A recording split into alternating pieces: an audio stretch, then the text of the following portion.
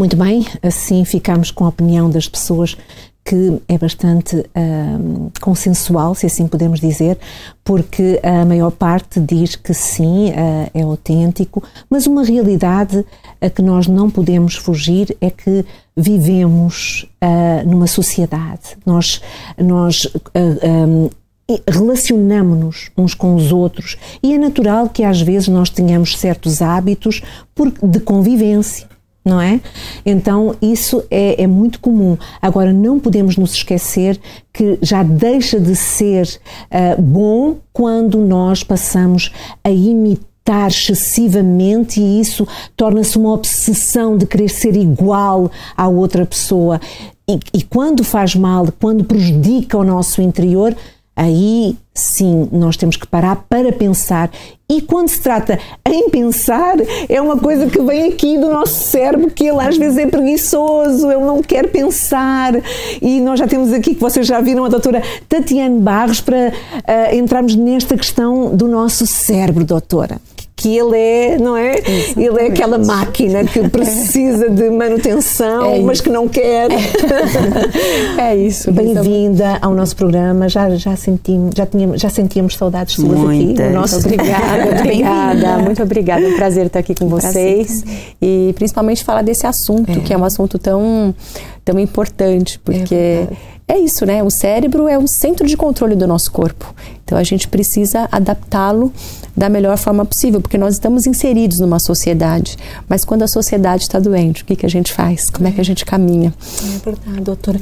E há uma tendência, não é, para o cérebro ter essa preguiça de não querer pensar, de mudar certos hábitos. Como é que nós podemos contrariar isso, até mesmo para ajudar as senhoras lá em casa, os senhores também de plantão que assistem ao nosso programa? Essa é uma palavra às vezes um pouco forte, falar que o cérebro é preguiçoso, vamos falar isso entre aspas, mas no fundo é um pouco de verdade. Então, às vezes, as pessoas, em consulta médica, então as pessoas têm muita dificuldade, por exemplo, em mudar de hábito.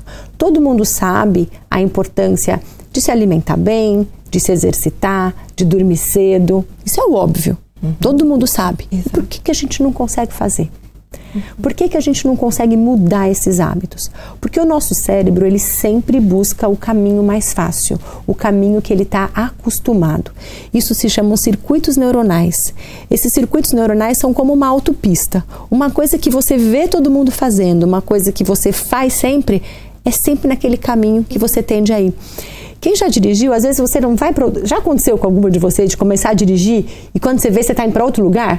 Sim, Eu já fui buscar meus filhos fora de hora, porque eu sempre vou por aquele caminho e eu ia para outro lugar, mas eu peguei aquele caminho, foi automático. Então, o nosso cérebro, porque nós somos humanos, ele tende a economizar energia. Quando ele economiza energia, ele tende a fazer sempre a mesma coisa. Por isso que mudar de hábito é tão difícil. Doutora, é uma coisa curiosa, mas eu tenho que contar isto. Hoje, a pensar sobre este assunto da normose, eu era para descer as escadas, mas porque eu estava a pensar na normose, eu não desci, eu subi as escadas. Porque lá está, é esse automático. E às vezes a pessoa acostuma-se muito a isso e pensa que isso também é algo normal. Sabe, doutora, e por causa do stress, por causa da correria do dia-a-dia, o cérebro entra naquele automático e faz esse tipo de trajetória que não deveria fazer.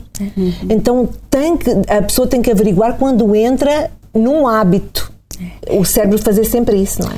Os hábitos, eles podem ser bons e podem ser ruins. E o automático, ele é importante. Imagina se a gente tivesse que pensar tudo o tempo todo. Haja energia. Então, as coisas que acontecem de forma automática, por exemplo, dirigir, né? Se você conduz um carro, você não pensa, você simplesmente vai. Andar de bicicleta, várias coisas na vida, escovar o dente. Você vai e faz o que precisa ser feito. Isso é importante, porque o funcionamento do nosso cérebro, ele tende a economizar, a poupar energia e fazer as coisas. Então, é muito comum, por exemplo, de manhã, você vai fazer o café, vai fazer as coisas, você tá com a cabeça em outro lugar. Você vai lá, faz café, vai fazendo, você já sabe onde estão as coisas, você vai quase de olho fechado. Não é verdade? A gente pega a colher e vai... Isso é bom, porque isso economiza energia. Agora, a gente tem que tomar cuidado para não colocar isso para tudo. Porque às vezes você está com um hábito ruim, e não consegue se livrar dele. Então eu vou dar um exemplo. Eu conversei um pouquinho com a Luísa agora. Se você vai numa casa de temporada passar uma semana, para fazer o café, primeiro dia como é que vai ser? Onde é que tá isso? Você vai ter que pensar. Sim. Onde tem colher? Onde tem talher? Onde tá o café? Sei lá. Como é que vai no segundo dia? Como é que tá no terceiro dia? No último dia você já tá de novo fazendo café e pensando em outra coisa. Isso é uma adaptação do nosso cérebro, isso é importante.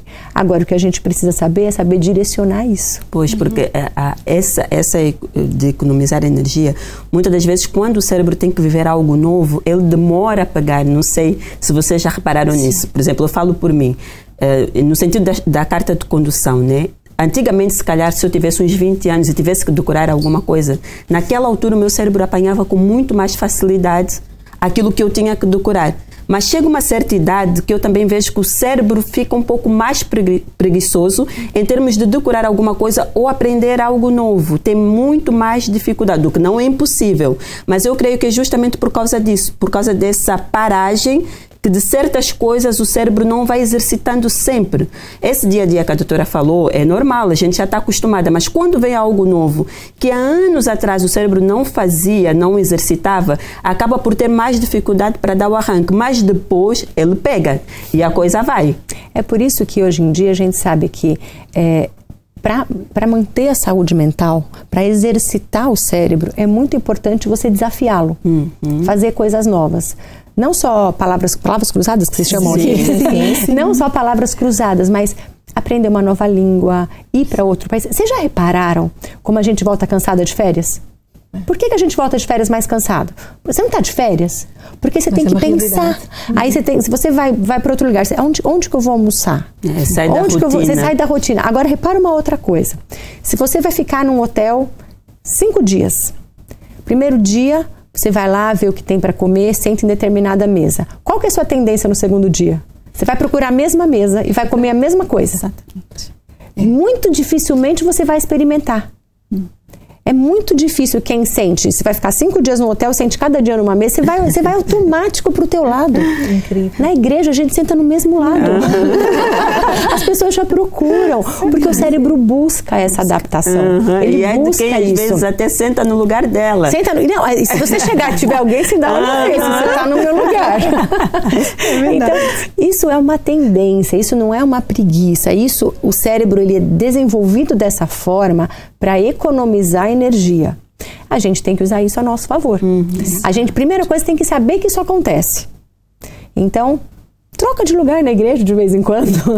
Sabe? Bem, né? Senta de lugar, troca de lugar. Na mesa de casa, a gente sempre senta nos mesmos lugares. E às vezes até se tem uma outra perspectiva. Exatamente. Então, faz bem. Treinar o cérebro não é só fazer palavras cruzadas, é você se desafiar. Sim. É você sentar em outro lugar, né, é você doutora? sair.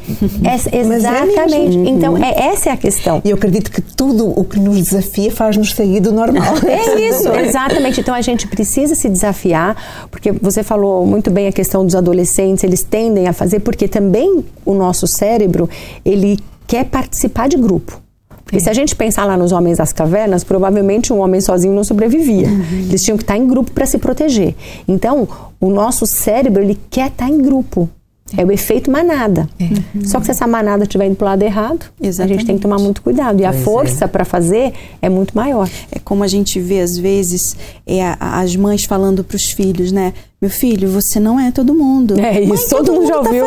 Todo mundo tá fazendo isso, todo mundo tá indo, todo mundo vai nessa festa, mãe. Todo mundo vai nessa boate. Aí a mãe, filho, você não é todo mundo. É isso, né? Exatamente. Doutora, eu gostaria, para terminarmos aqui a sua intervenção, que é sempre tão rápido, não é? É vapo, mas que deixasse um recado para todas as mulheres lá em casa, para que elas, não é, tenham essa consciência da importância de cuidar da sua saúde mental. Eu acho que o principal ponto, se a gente puder falar uma coisa muito importante para cuidar da saúde mental, é buscar estar no momento presente. Porque uma das coisas que nos leva para o piloto automático é fazer sempre a mesma coisa, sempre do mesmo jeito e nem pensar naquilo que está fazendo. Geralmente você está fazendo almoço, ou você está pensando nas coisas passadas que você devia ter feito diferente, ou você está preocupada com o que vem no futuro, o que você tem que fazer depois dali, depois. E você não está ali no momento presente. E isso leva a uma angústia muito grande, e isso faz com que a gente tenha uma grande dificuldade. Então, se eu puder dar uma dica para melhorar a saúde mental, para ajudar a gente a sair da normose, desse normal, esteja presente. Naquele momento, não fica fazendo duas coisas ao mesmo tempo, não fica cozinhando, olhando no celular, né?